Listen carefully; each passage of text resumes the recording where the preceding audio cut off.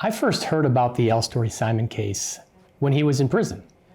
And I had heard that he had confessed to a murder that made no sense to me. And I knew about the case because I had some friends who were working on the case at the city of Chicago. And it intrigued me, and I wanted to learn more about it.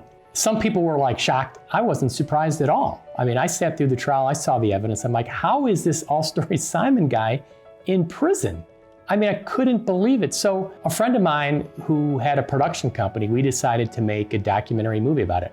We had never done this. We had never made a movie. I'm glad that we were just kind of so dumb and naive to think we could do it, because we did it. We just said, let's do it.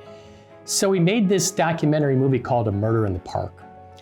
And we told the story of the double murders in Washington Park. We went and talked to witnesses who knew Anthony Porter from back in the day and said, Anthony Porter's the guy that I saw in the park.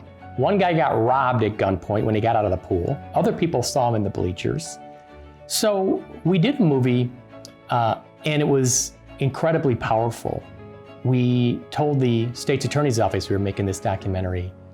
And that was the impetus, I think, to really get the state's attorney's office to take a closer look at this case, which they then did. Our movie shined a light on the injustice of the situation.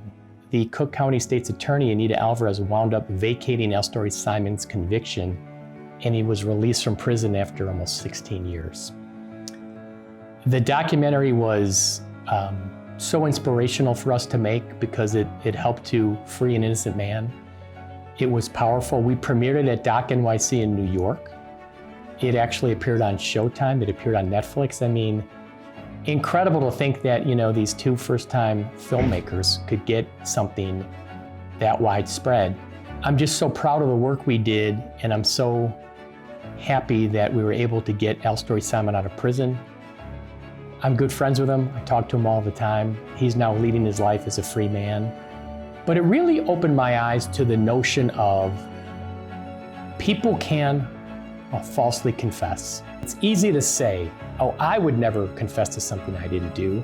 You know, how could somebody do that? And Alstory Simon is a great part of the movie where he says, you can be put in a situation where you do something you don't want to do. And I remember this part of the movie. He's got a tear coming down his cheek. You've been threatened with death. You want this interrogation to end. You're thinking that once it ends, I know I'm innocent. I'm going to be able to prove it. And so you just kind of go along with this story.